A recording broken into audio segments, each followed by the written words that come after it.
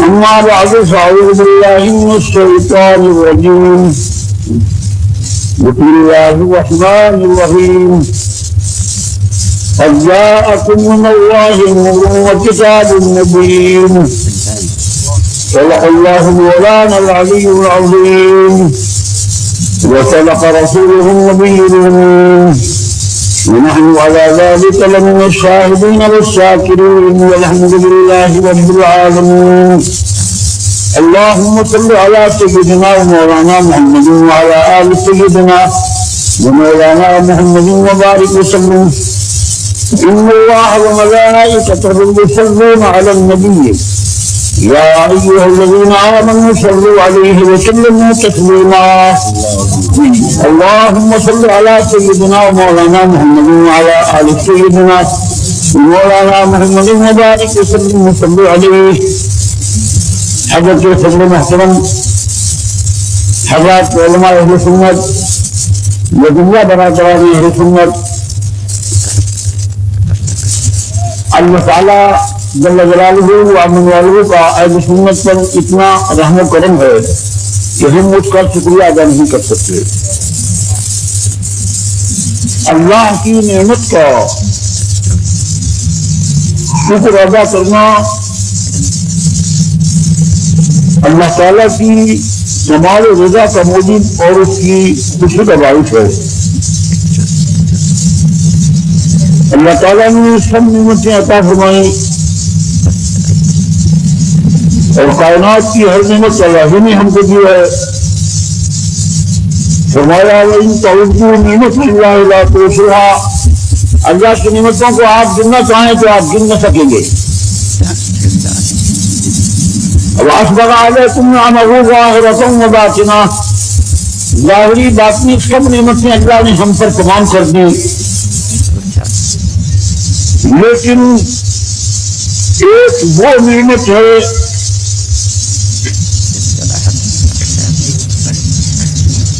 کہ ہر نعمت کا دامن اسی نعمت کے ساتھ وابستہ ہے. اور میں پورے وثوق سے عرض کرتا ہوں کہ جس زحمت کا دامن اس نعمت سے وابستہ ہو جائے وہ زحمت نہیں رہتی بلکہ نعمت ہو جاتی ہے، اور جس نعمت کا تعلق اس نعمت سے قطع ہو جائے وہ نعمت نہیں رہتی بلکہ وہ زحمت بن جاتی ہے. مرکز نعمت حضرت محمد رسول اللہ صلی اللہ علیہ وآلہ وصحبہ وبارک وسلم ہے. الذین بدلوا نعمت اللہ کفرا. نعمت اللہ سیدنا عبداللہ بن عباس رضی اللہ تعالیٰ عنہ سے پوچھئے، بخاری شریف میں ہے، فرماتے ہیں نعمت اللہ ہے محمد رسول اللہ. اللہ کی نعمت تو محمد رسول اللہ ہے، اور اسی لیے اللہ تعالیٰ نے فرمایا وَأَمَّا بِنِعْمَتِ رَبِّكَ فَحَدِّثْ. اپنے رب کی نعمت کا خوب چرچا کرو، رب کی نعمت کو خوب بیان کرو. وَبِذَلِكَ فَلْيَفْرَحُوا. رب کی نعمتوں پر خوب اظہار فرحت کرو اور رب کی نعمتوں پر خوب اظہار مسرت کرو. مگر بھائی مسرت فرحت کا اور خوشی کا اظہار وہی کرے گا جو اس کو نعمت سمجھے گا. الحمدللہ مسلمانوں کا اہل سنت کا یہ اعتقاد ہے کہ حضرت محمد مصطفیٰ صلی اللہ علیہ وآلہ وسلم مبارک وسلم اللہ کی سب سے بڑی نعمت ہے، بلکہ میں کہتا ہوں وہ سب سے پہلی نعمت ہے اور وہ سب سے آخری نعمت ہے. نعرہ تکبیر، نعرہ رسالت، امام اہل سنت. دیکھیے عالم صلی اللہ علیہ وآلہ وصحبہ مبارک وسلم کی مقدس شان کھانے کی، پینے کی، پہننے کی، مال کی، اولاد کی سب نعمتیں میرے آقا ہی سے ہم کو حاصل ہوئی ہیں. اللہ ہو کی وانا قاسم. اللہ دیتا ہے اور ہم تقسیم فرمانے والے ہیں. سرکار کا فرمانا ہے. حضور صلی اللہ علیہ وسلم نے فرمایا اللہ دیتا ہے اور ہم بانٹتے ہیں۔ کیا دیتا ہے اللہ؟ وہ کہتے ہیں وہ لوگوں کو علم دیتے ہیں۔ اچھا، ارے یہ کس نے کہا کہ علم نہیں دیتے؟ مگر یہ کیوں کہتے ہو کہ فقط علم دیتے ہیں اور کچھ نہیں دیتے؟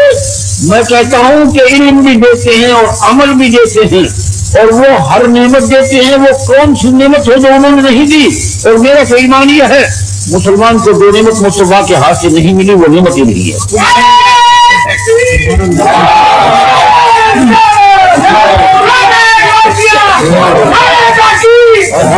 بتاؤ، کھانے پینے کے لیے تو حرام مال میں بھی لوگوں کو مزہ آتا ہے اور اس کو بھی لوگ نعمت سمجھتے ہیں، مگر ایمان سے کہنا کہ حرام مال ہمیں حضور صلی اللہ علیہ وسلم نے دیا ہے۔ ارے حرام مال تو ہم اپنے بھیڑ سے اور اپنے قسم سے اس کو حرام قرار دے دیتے ہیں۔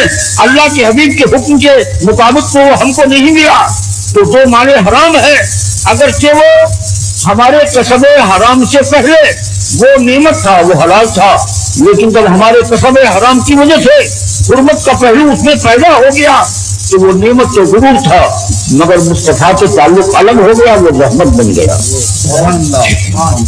اور کیا کہوں آپ سے، قتل سے زیادہ تکلیف تو اور کوئی بھی نہیں ہوتی، قتل سے زیادہ تکلیف تو کوئی نہیں ہوتی۔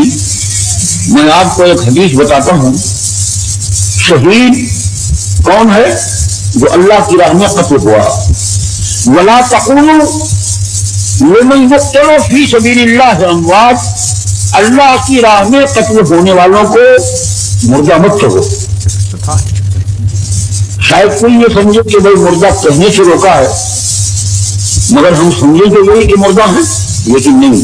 اللہ تعالیٰ نے فرمایا وَلَا تَقُولُوا، مردہ کہو بھی مت، اور دوسری جگہ فرمایا وَلَا تَحْسَبَنَّ الَّذِينَ قُتِلُوا فِي سَبِيلِ اللَّهِ أَمْوَاتًا، مردہ کہنا تو درکنار، سمجھو بھی مت، گمان بھی نہ کرو کہ وہ مردہ۔ اللہ اللہ اللہ، وہ شہید جس کو خدا نے زندہ فرمایا اور مردہ کہنے سے منع فرمایا، مردہ سمجھنے سے روکا، وہ کون ہے؟ لمن یقتل فی سبیل اللہ اموات۔ آپ کو معلوم ہے کہ قتل ایک ایسی اذیت ہے کہ انسان اور تکلیفوں کو اس کے مقابلے میں برداشت کر لے گا، لیکن قتل پر وہ راضی نہیں ہوگا۔ اگر کسی کو کہا جائے کہ بھائی ہم تمہیں اور تکلیفیں پہنچاتے ہیں اور قتل بھی، تم کون سی تکلیف برداشت کرو گے، وہ گوارا کرو گے؟ تو وہ کہے گا بھائی اور تکلیفیں پہنچا دو مگر قتل کی تکلیف میں نہیں چاہتا۔ اللہ اکبر۔ میرے دوستوں عزیزو، اللہ کی راہ میں جو لوگ قتل ہوئے اور کس کی شان کے ساتھ قتل ہوئے اور ان کے حالات احادیث میں اتنی وضاحت کے ساتھ آئے کہ میں بیان نہیں کر سکتا۔ حضرت خدیف رضی اللہ تعالیٰ عنہ، جو حضور سرور عالم صلی اللہ تعالیٰ علیہ وآلہ وصحبہ وسلم کے سچے صحابی، پکے مومن اور عاشق رسول ہیں صلی اللہ علیہ وآلہ وسلم، حضرت خدیف رضی اللہ تعالیٰ عنہ کو جب قید کیا گیا تو نم لوہا ان پر پہنا دیا گیا اور لوہے کی پونجی میں ان کو قید کر دیا گیا۔ 6 مہینے تک اس میں قید ہے اور کھانے پینے کے لیے بھی کچھ نہیں دیتے تھے، اور دیتے تھے تو کیا دیتے تھے؟ خنزیر کا گوشت اور شراب۔ اور حضرت خدیف تو اس طرح دیکھتے بھی نہیں تھے، اور مشرکوں نے جب دیکھا کہ یہ تو کچھ کھاتے ہی نہیں تو ان سے پوچھا کہ بھائی آپ کے یہاں بھی اس قرار کی حالت میں حرام کی حلال ہو جاتی ہے، تو آپ تو اس حال میں ہیں تو آپ کیوں نہیں کھاتے؟ فرمایا ہاں یہ ٹھیک ہے، مگر بات یہ ہے کہ میں سمجھتا ہوں کہ اگر یہ میں نے کھا لیا تو تم میرے محبوب کے دشمن ہو، میرے اس کھانے پر تم خوش ہو جاؤ گے، اور محبوب کے دشمن کا خوش ہونا میں برداشت نہیں کر سکتا۔ کیا محبت تھی! پھر وہی مشرکین مکہ دیکھتے تھے کہ بیل کے سر کی برابر ترو تازہ انگوروں کے خوشے ان کے پنجرے کے اندر رکھے ہوئے ہوتے تھے، وہ حیران ہوتے تھے کہ کہاں سے آتے ہیں۔ جب قید کا وقت ختم ہوا اور قتل کرنے کے لیے باہر نکالا گیا تو ان سے پوچھا گیا کہ تمنا ہو تو بتاؤ. آپ نے فرمایا تمنا یہ ہے کہ ہو گئی اسی چولہے میں بیٹھا ہوا ہوں اور میں نے لوہا تم نے میرے اوپر لادا ہوا ہے اور نماز بھی میں صحیح طور پر نہیں پڑھ سکتا, پڑھتا ہوں جیسے میرے رب کا حکم ہے, مگر جس طرح پڑھنا چاہتا ہوں ویسے پڑھنے کے لیے تم نے ماحول ہی نہیں دیا مجھے. مجھے یہ چاہتا ہے کہ میں نہا دھو کر اور کپڑے صاف کر کے اور 2 رکعت نماز ایسے پڑھ لوں جیسے میرا دل چاہتا ہے. ان کا اچھا ٹھیک ہے آپ پڑھیں, آپ نے نماز اسی طرح پڑھنی چاہیے جیسے آپ کا دل چاہتا تھا. جب نماز پڑھنے کھڑے ہوئے تو بہت چھوٹا سا قیام کیا اور چھوٹا سا رکوع کیا اور بہت مختصر سجدہ کیا اور جلدی سے 2 رکعتیں پڑھ کر سلام کیا دیا. تو مشرکین نے جب دیکھا تو بڑے حیران ہوئے. انہوں نے کہا تو آپ تو یہ کہتے تھے کہ جس طرح میرا دل چاہتا ہے میں ویسے نماز پڑھوں, ہم تو یہ سمجھتے تھے کہ آپ لمبا قیام کریں گے, لمبا رکوع ہوگا اور لمبا سجدہ ہوگا, اور آپ نے قیام کیا تو بڑا تھوڑا سا اور بڑا رکوع کیا, بڑا رکوع کیا تو بڑا مختصر, اور سجدہ بالکل ننگا سا سجدہ کیا, وہ بڑی مختصر نماز پڑھ کے آپ نے سلام پھیر دیا. یہ کیا بات ہے؟ آپ نے فرمایا ٹھیک ہے, جب میں نے قیام کیا تو دل یہ چاہتا تھا کہ قیام ہی میں رہوں, اور جب رکوع کیا تو دل چاہتا تھا کہ رب کے سامنے جھکا ہی رہوں, اور جب سجدے میں سر رکھا تو دل چاہتا تھا کہ سر کبھی نہ اٹھاؤں. لیکن میں نے یہ سوچا کہ اگر میں نے اس طرح لمبی نماز پڑھی تو تم یہ خیال کرو گے کہ موت سے ڈر کے نماز کو لمبا کر دیا ہے. تو یہ تو میں اپنے آقا کا غلام ہوں, تو مصطفیٰ کے غلاموں کے بارے میں اگر یہ تصور قائم کیا جائے کہ موت سے ڈر کے نمازیں لمبی کر دیتی ہیں, یہ میری آقا کے شان کے تلاوت نہیں ہے, تو میں تو یہ دوبارہ نہیں کروں گا. جب مجھے یہ خیال آیا کہ میرے محبوب کے دشمن یہ کہیں گے کہ مصطفیٰ کے غلام موت کے ڈر سے نمازیں لمبی کر دیتے ہیں, میں نے نماز کو مختصر کر دیا. اللہ اللہ, ہر مرحلے پر حضور کی عظمت اور حضور کی محبت جو دماغ میں رچی ہوئی ہے. جب آپ کو سولی پر چڑھایا اللہ اکبر, تو آپ فرماتے ہیں وَلَسْتُ أُبَالِي حِينَ أُقْتَلُ مُسْلِمًا وَلَسْتُ أُبَالِي حِينَ أُقْتَلُ مُسْلِمًا عَلَىٰ أَيِّ شِقٍّ كَانَ لِلَّهِ مَصْرَعِي وَذَلِكَ فِي ذَاتِ الْإِلَٰهِ وَإِن يَشَأْ يُبَارِكْ عَلَىٰ أَوْصَالِ الشِّرْبِ الْمُمَزَّعِ. اللہ اللہ, آپ چاہتے یہ تھے کہ جب مجھے قتل کرو تو مدینے کو میرا رخ کر دی, مگر کافروں نے تو مدینے والے کی دشمنی میں تو ختم کیا تھا, اصولی میں تو آیا تھا, وہ کم مان سکتے تھے. آپ نے فرمایا وَلَسْتُ أُبَالِي حِينَ أُقْتَلُ مُسْلِمًا, پرواہ نہیں ہے جب مسلمان ہو کر قتل ہو رہا ہوں. ظالموں, تم میرا رخ مدینے سے بدل سکتے ہو, میرے دل کو تم نہیں بدل سکتے.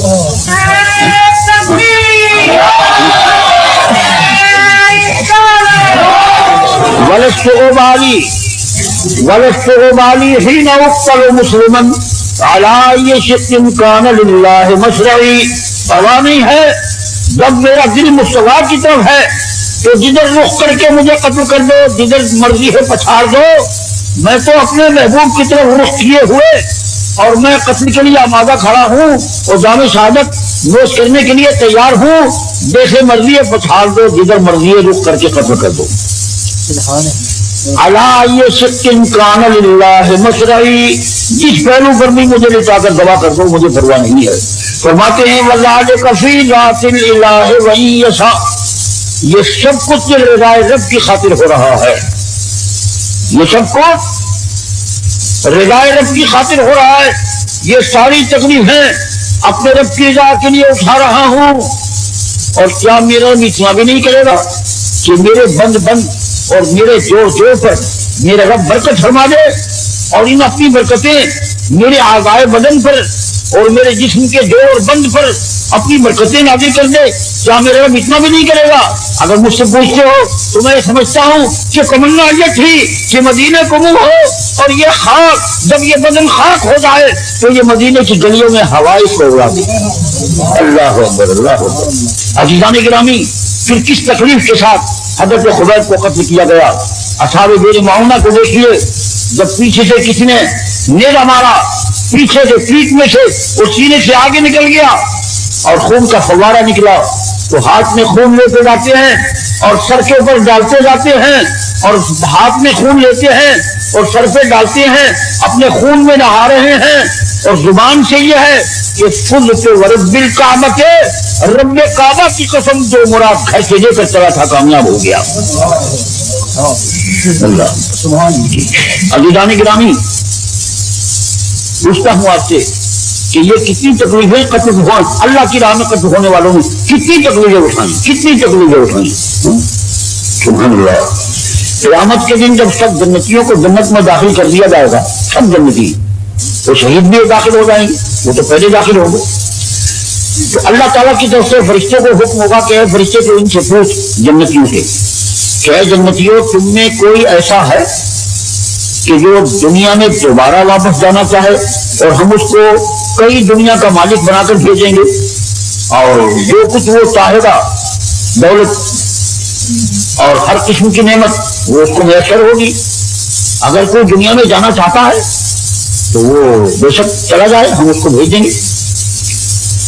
तो हदीस में आता है कि हर शख्स इनकार कर देगा, सब जन्नती कहेंगे हम दुनिया में जाना नहीं चाहते, नहीं चाहते। दुनिया में सिवाय मेहनत और मशक्कत की क्या था, तो यहाँ कौन सी राहत है जो नहीं, और कौन सी नेमत है जो नहीं, हम नहीं जाना चाहते। इल्ला शहीद, मगर शहीद खड़ा हो जाएगा, वो कहेगा मुझे फिर दुनिया में भेज दो। तो फरिश्ते पूछेंगे क्या शहीद ये सारे जन्नती तो कोई भी जाना नहीं चाहते, तो आपको कौन सी कमी है, कौन सी नेमत यहाँ नहीं है जो आप फिर दुनिया में जाना चाहते हैं। तो शहीद गोया ये कहेगा कि सब नेमतें यहाँ हैं, मगर खुदा के नाम पर सर कटवाने में और सीने में जख्म खाने में और खून के फव्वारे के बहने में जो लज्जत वहां आई थी, वो लज्जत यहाँ महसूस नहीं हो रही। लिहाजा हमें फिर दुनिया में भेज दो और फिर वो लज्जत हम हासिल करें, जो लज्जत मरते वक्त और शहादत के वक्त और खुदा की राह में कत्ल होते वक्त कत्ल का जो मजा आया था, वो मजा फिर हम लूटे। अरे कत्ल होना तो रहमत था, मगर मुस्तफा के दामन से लग गया तो नेमत हो गया। अल्लज़ीना बद्दलू निअमतल्लाहि कुफ्रन। अज़ीज़ान गिरामी, मैं कहने ये चाहता था कि ये सुन्नियों का नसीबा है, ये सुन्नियों का मुकद्दर है, ये सुन्नियों की किस्मत है कि उस नेमत उज़्मा पर मसरत और फरहत का इजहार करते हैं और हुजूर के मिलाद पाक की कदस मनाते हैं, और हुजूर सय्यद आलम सल्लल्लाहु अलैहि वसल्लम के विलादत पाक की खुशी में बड़े बड़े अज़ीमुशान जलसे मुनक़िद करते हैं। ये क्या है, ये सुन्नियों का मुकद्दर है। अल्लाह सुन्नियों के मुकद्दर को और दिवाला करे। सुभान अल्लाह, सुभान अल्लाह, सुभान अल्लाह। और हम क्या कह सकते हैं, जबकि अल्लाह ताला ने अपने हबीब को पैदा करने की खातिर सारा जहान बनाया, और जमीन बनाई और आसमान बनाया और जमीन की तमाम नेमतें बनाई, और सब्जादार जमीन से उगाया और दरख्त पैदा किए और फूल पैदा किए और फल पैदा किए, और समंदरों को लहराया और दरियाओं के और पहाड़ों की चोटियों को लहराया, और सारी जमीन को एक अजीब मंगल बना दिया, ज़ेबाइश और आराइश का, और आसमान को चांद और सूरज और सितारों से जगमगा दिया, जमीन का फर्श बिछा दिया, आसमान का शामियाने लगा दिया, और तमाम फूल और फल और चांद और सूरज और सितारों से इस बज़्म को जगमगा दिया। क्यों? इसलिए लौला कलमा खलक़तुल अफ़लाक, लौला कलमा खलक़तुद दुनिया।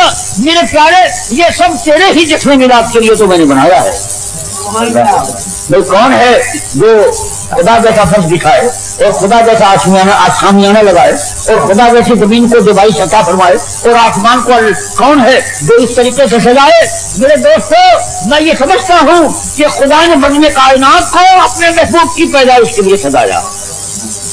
आज अगर हम कुछ दिवाइश करते हैं जी, मगर उसमें इखलास हो, उसमें मोहब्बत हो, उसमें रिया न हो जी, उसमें दिखावा न हो, उसमें नुमाइश न हो, उसमें इसराफ न हो, और फकत मोहब्बत और फरहत और सुरूर का इजहार हो, तो मैं आपसे सच कहता हूँ कि ये जश्न का मनाना और इसकी रिवायत और जीनत करना खुदा की कसम वो भी इबादत है। तो सुनियो, तुम्हारे हिस्से में ये नेमत आई और तुमने उस पर खुशी का इजहार किया। अल्लाह फरमाता है वो नेमत क्या है? वो नेमत है وہ نور ہے. اللہ فرماتا ہے لوگوں تمہارے پاس اللہ کی طرف سے نور آیا اور اللہ کی طرف سے کتاب آئی. وہ نور کون ہے؟ کون ہے وہ نور؟ عبداللہ بن عباس سے پوچھو رضی اللہ تعالیٰ عنہ. حضرت عبداللہ بن عمر سے پوچھو. حضرت عبداللہ بن عباس کے شاگرد ہیں حضرت مجاہد, ان سے پوچھو. عطا بن ابی رباح سے پوچھو. حضرت اکرمہ سے پوچھو. یہ حضرات صاف لفظوں میں کہتے ہیں کہ قد جاءکم من اللہ نور, اے محمد رسول اللہ صلی اللہ علیہ وسلم. سبحان اللہ.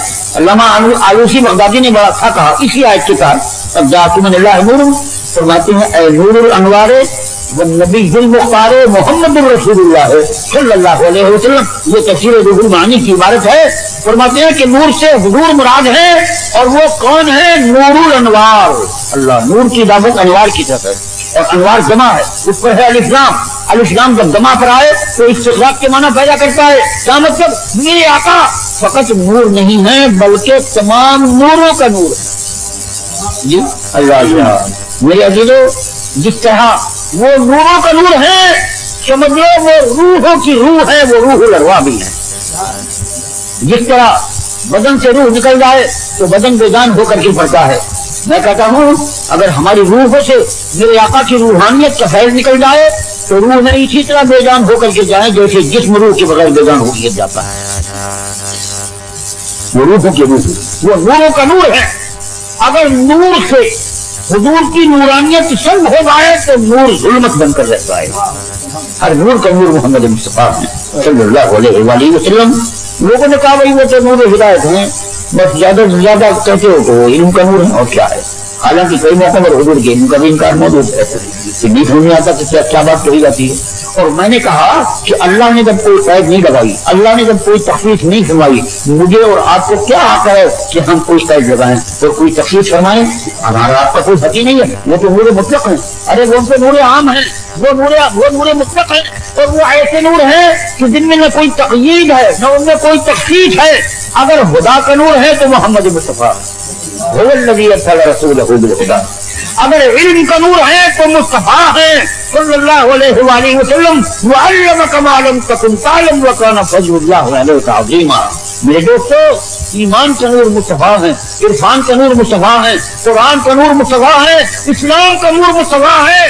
میرے دوستو میں تو یہ سمجھتا ہوں کہ جسم کا نور مصطفیٰ ہے اور جان کا نور مصطفیٰ ہے اور زمین کا نور مصطفیٰ ہے اور آسمان کا نور مصطفیٰ ہے. ارے وہ تو ہر نور کا نور ہے. اجاکم من اللہ نور و کتاب مبین. اللہ اکبر.